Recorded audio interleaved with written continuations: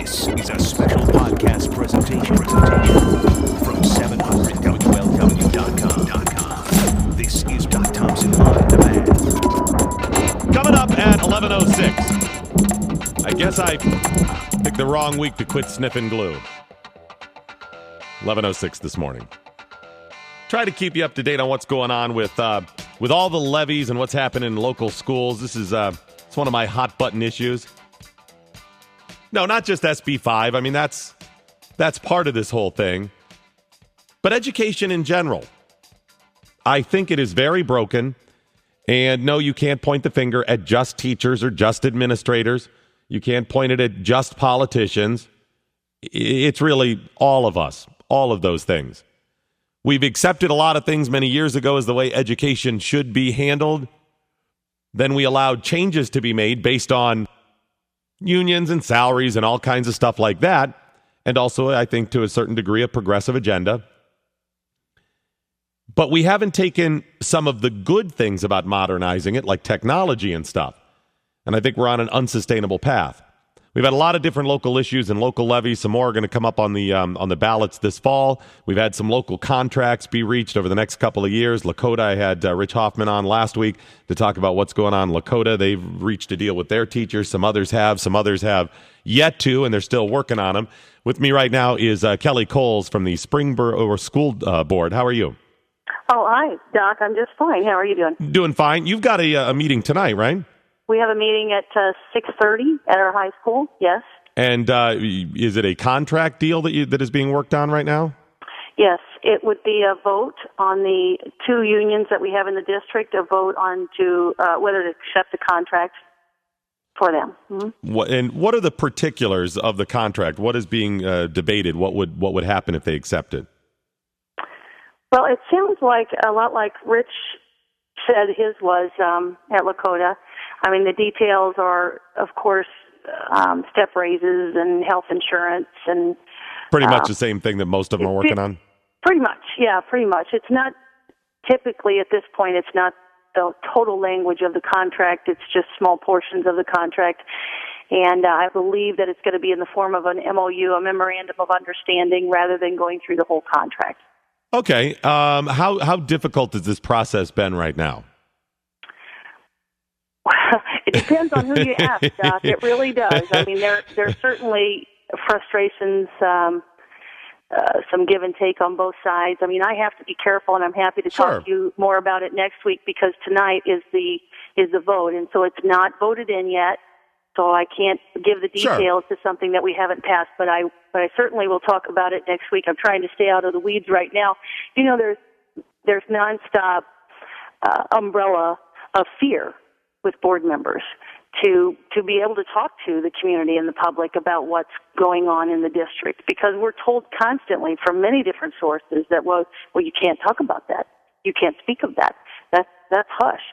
That's negotiation, or that's you'll be considered a bully, which, you know, there was a ULP, unfair labor practice, thrown at me last spring for talking to employees. So there's lots of things that we're told we can't talk about, even though you've got a First Amendment right to speak. Evidently, when you're a board member, you don't have that right. I find that very frustrating. I would be very frustrated if I were you. Yes, I am very frustrated. And, you know, from almost every source, we're told, okay, you can't talk about that. Okay, can't talk about that.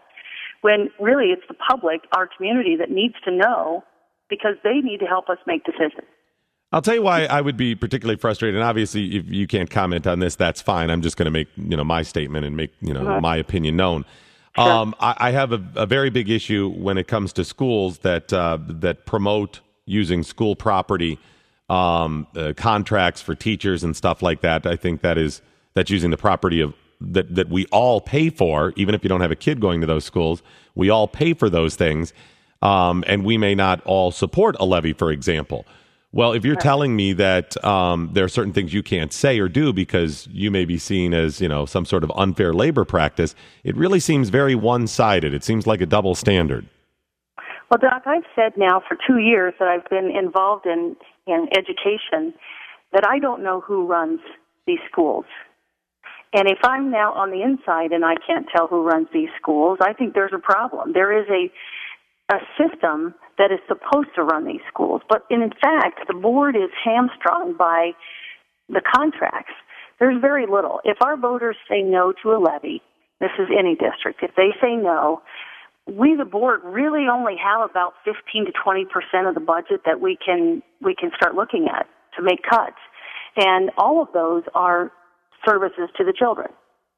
So the remaining 85% are things you can't touch, and that may be the area that you really should be looking at, or certainly some of the things you should be looking at. It's absolutely a last resort to look at that 85% spending, because we have, I think, an inability to influence that 85%. We don't typically go there. I know that board members that I've talked to now across the state, we all fear that whole strike threat. Everybody does, because we don't want to hurt the children. We have them here for 12 years in education. We want to make sure that the 12 years we've got them are the most efficient. Now, if you have some outages of services for even a couple weeks, that's going to set them back educationally. I don't know of a board member that wants to do that, pull that card. So since we have that looming threat of strikes by individuals or by, the unions, the negotiated agreement might be a problem.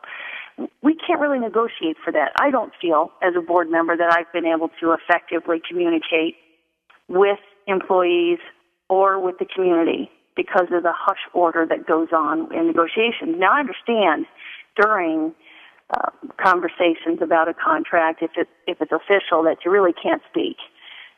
No backdoor deal should be done. I understand that. But during the rest of the school year, you should be able to freely discuss issues with employees, with community, all the same, have public open forums to say, what are you willing to fund?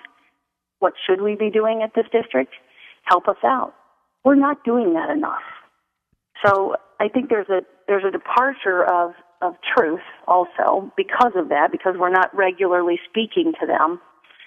There's some things that are being told to the community that I don't feel are completely true, actually are not completely true, that we have to start fixing that system. I agree with you totally. The system is broken. I don't believe our employees are. I think they're great. I think they work very hard, just like my, waitress at Bob Evans, my cashier at Kroger's. Everybody works hard at their job, or they shouldn't have one. Not necessarily true in education, but it's true anywhere else. So I think they work hard. It's not that. It's the system. And the system at the state is broken because the state doesn't allow a board member to make decisions or a board to make a decision. Many times we've asked permission, so to speak, to do something that would be fiscally sound, fiscally responsible, and we're told, oh no, there's an Ohio Revised Code that speaks to that and you can't do it. So it's not just the unions, collective bargaining units. It's state laws that hamstring us to make appropriate decisions when it comes to that 85%. Talking with Springboro School Board member Kelli Kohls, what I'm realizing is, as I'm hearing you talk about some of the difficulties, that more than ever, we need to start over. We need to start over. Yeah, we don't have to scrap what we have right now. We can continue on the path and doing what we've been doing, but we need to be developing another plan off to the side that works, and then go ahead and switch over to it. And I'll tell you why. I understand, and I even said this during the whole big SB 5 debate, which of course will be ongoing throughout November, that I understand what the teachers go through as much as I can. I understand their frustrations. Listen, I wouldn't want to have to deal with some of the nutty parents out there that think their kid is special, and they come in and are screaming when you're like, listen, your kid's a dope. I'm sorry, he's behind because he's not doing the work or whatever. Those are real challenges as well. I understand, like all of us, they want to make money. They want a good work environment. I get all that. I understand the frustration of some of the administrators. I understand the frustrations now of some of the board members, with politicians, with those of us that have kids in school and are paying for schools. We all are kind of at a stalemate. We've gone down this path of our current education system so far that it's really kind of just locked up. It's absolutely locked up. Every time I have come to the table and talked to my board members and said, can we do this? Let's do this. Let's think. Often, 9 times out of 10, that's met with, well, we can't do that. Can't do that. I don't understand why completely. I understand that the state has tried to help education by coming in with more and more legislation. But in fact, it's hamstrung us that we can't make curriculum decisions, we can't make staffing decisions, we can't make pay and benefit decisions without somebody somewhere saying, no, that's not going to happen, that's not possible. I'm starting to wonder, again, who's running the schools? It's not the board. It doesn't feel like it's the board anyway, because we're told constantly, nope, can't do that, nope, can't do that.